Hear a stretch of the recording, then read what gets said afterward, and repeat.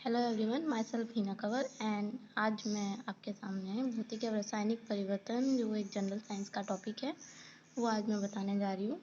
तो सबसे पहले हमें ये देखना पड़ेगा कि मतलब ये सारे परिवर्तन होते क्या है। जैसे दैनिक जीवन में हमारे आसपास बहुत से परिवर्तन होते हैं, जैसे दूध का दही में जमना, दूध का खट्टा होना, या फिर हम कोई भी रबड़ बैंड ले लेते हैं, उसको जब अपन खींचते हैं तो वो अपनी आकृति से पूर्णतः अलग हो जाता है। ये परिवर्तन कई प्रकार के होते हैं, बहुत सारे मिक्स होते हैं। परिवर्तन बहुत सारे होते हैं, लेकिन इसके अंदर जो दो मेन परिवर्तन होते हैं वो इस प्रकार होते हैं। फर्स्ट इज भौतिक परिवर्तन एंड सेकंड इज रासायनिक परिवर्तन। First of all we know about the भौतिक परिवर्तन कि भौतिक परिवर्तन होता क्या है। परिवर्तन जिसमें किसी पदार्थ के गुणों में परिवर्तन हो जाता है, परंतु पदार्थ के संगठन व रासायनिक गुणों में कोई परिवर्तन नहीं आता है, वो भौतिक परिवर्तन कहलाते हैं। तो पदार्थ के आकार, माप, रंग और अवस्था जैसे गुण उनके भौतिक गुण कहलाते हैं। ये सामान्यतः उत्क्रमणीय होते हैं। इस प्रकार के परिवर्तन में कोई नया पदार्थ नहीं बनता है। मतलब अगर इसके अंदर कोई भी हमारे पास में पदार्थ है, उसके अंदर अगर हमने भौतिक परिवर्तन कर दिए तो उससे हमारे पास जो नया प्रोडक्ट होगा वो नहीं बनता है। उदाहरण जैसे कागज के टुकड़े करना, कांच का टूटना, शक्कर का पानी में घुलना, लोहे का चुंबक में बदलना, संघनन, आसवन और ऊर्ध्वपातन की क्रियाएं होना, स्प्रिंग की आकृति में बदलाव आना। अगर स्प्रिंग को अगर हम एक बार जब बहुत ज़्यादा उसको टाइटली खींच लेते हैं तो उसकी आकृति में बदलाव आ जाता है, तथा पुनः अपन उसको उसकी जो फर्स्ट उसकी फेज होती है उसके अंदर अपन नहीं ला सकते हैं। चौक के टुकड़े करना या चूर्ण बनाना, एल्यूमिनियम के टुकड़े को पीट कर उसको पतला पत्र बनाना, पानी का अवसाद परिवर्तन करना। ये सारे जितने भी उदाहरण हैं ये सारे भौतिक परिवर्तन के उदाहरण हैं, जिसके अंदर हम भौतिक परिवर्तन के अंदर उसके प्रकार के परिवर्तन में कोई भी हमें जो पदार्थ मिलता है वो हमारा पदार्थ नया नहीं होता है, तथा उसके भौतिक जो गुण होते हैं उनके अंदर ही परिवर्तन होता है। इसी को ही भौतिक परिवर्तन। फिर हमारा आता है भौतिक परिवर्तन के गुणधर्म। इसके रासायनिक संगठन व रासायनिक गुणों में कोई परिवर्तन नहीं होता है। पदार्थ के केवल भौतिक गुणों में परिवर्तन होता है। ये परिवर्तन कुछ समय तक होता है और अभिक्रिया को विपरीत दिशा में करने पर पदार्थ को पुनः प्राप्त किया जा सकता है।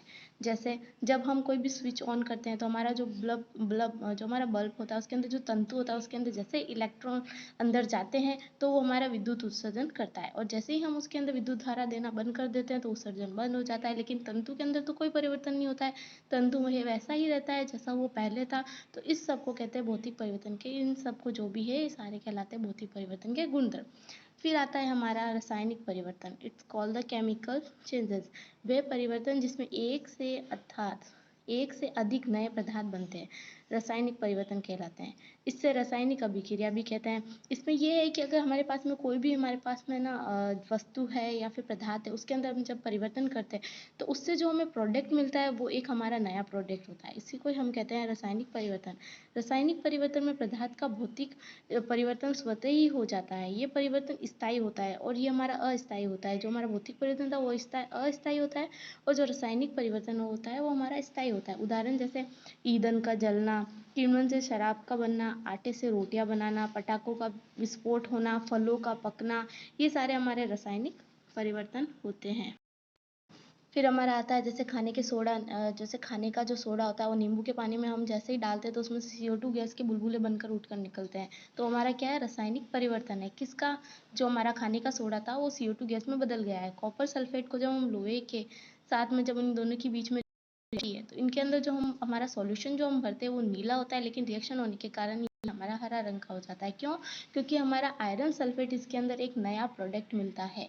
जैसे हमारा CO2 है, उसको जब हम किसी कैल्शियम हाइड्रोक्साइड जो हमारा चूने का पानी होता है उसके अंदर जैसे ही हम प्रवाहित करते हैं तो कैल्शियम कार्बोनेट और हमारा H2O बनता है। भोजन सामग्री के सड़ने गलने पर दुर्गंध आती है। ये सारी दुर्गंध जो H2S गैस जो रिमूव होती है उनके अंदर से, वो भी एक रासायनिक परिवर्तन है। आलू सेव काट कर उसका भूरा हो जाना।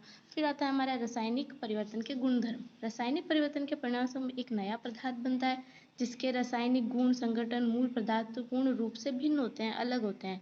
और ये स्थायी परिवर्तन है जो मैंने पहले ही बता दिया। इससे आसानी से उत्क्रमणीय नहीं किया जा सकता, ये अनुत्क्रमणीय होता है।